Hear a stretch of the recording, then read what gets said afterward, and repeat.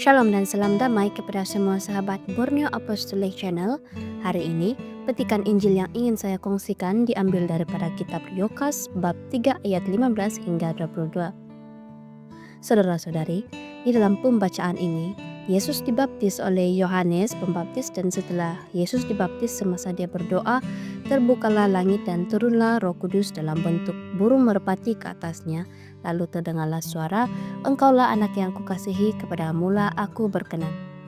Baiklah saudara-saudari, message Injil yang disampaikan saat ini sangat jelas, yaitu pengutusan melalui pembaptisan kudus yang kita terima. Saudara-saudari, sadarkah kita bahwa kita diutus melalui pembaptisan? Kita merupakan pengikut dan murid kepada Kristus apabila kita menerima Kristus sebagai Tuhan Sang Juru Selamat, dan apabila kita memberikan diri kita dibaptis melalui gerejanya yang kudus, katolik dan apostolik yang Kristus sendiri dirikan dan berikan kepada para rasulnya sebagai penerus untuk tujuan penyelamatan jiwa sehingga akhir zaman kelak.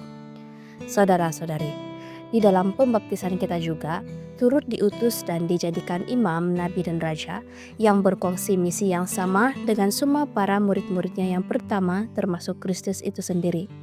Ya, dengan kata lain, selepas kita dibaptis, kita berkongsi misi yang sama dengan Yesus, dan perkara ini ditegaskan di dalam ajaran resmi Gereja Katolik di dalam dokumennya, yaitu Katekismus Gereja Katolik, KJK. Yesus Kristus diurapi oleh Bapa dengan Roh Kudus dan dijadikan imam, nabi dan raja. Seluruh umat Allah mengambil bahagian dalam ketiga jabatan Kristus ini dan bertanggung jawab untuk perutusan dan pelayanan yang keluar darinya. KJK 783. Oleh pembaptisan mereka mengambil bahagian dalam imamat Kristus dalam perutusannya sebagai nabi dan raja. KJK 1268. Oleh karena itu, saudara-saudari, di dalam Injil kita melihat bagaimana Yesus ingin bersatu dengan kita di dalam air pembaptisan dan betapa kita berkongsi misi yang sama seperti Kristus, yaitu di dalam peranan kita sebagai imam apabila kita diberi kuasa untuk mengusir roh-roh jahat melalui doa di dalam nama Kristus, karena tugas imam ialah menjadi seorang pendoa dan merupakan seorang pengantara kepada Tuhan. Seterusnya, tugas sebagai nabi yaitu apabila kita mewartakan pertobatan dan mengajarkan tentang apa yang kita terima daripada Yesus.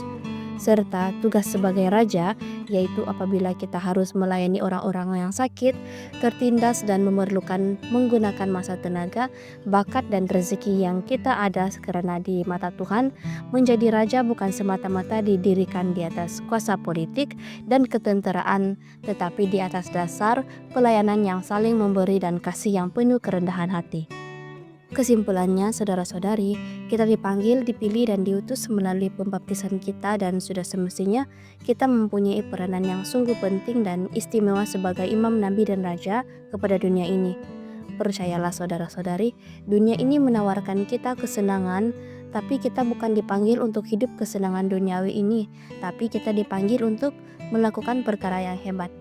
Dunia memerlukan seorang pendoa yang sejati, dunia memerlukan seorang yang dapat bersaksi akan kebenaran, dan dunia ini memerlukan seorang pemimpin yang sebenar, dan orang itu adalah kita.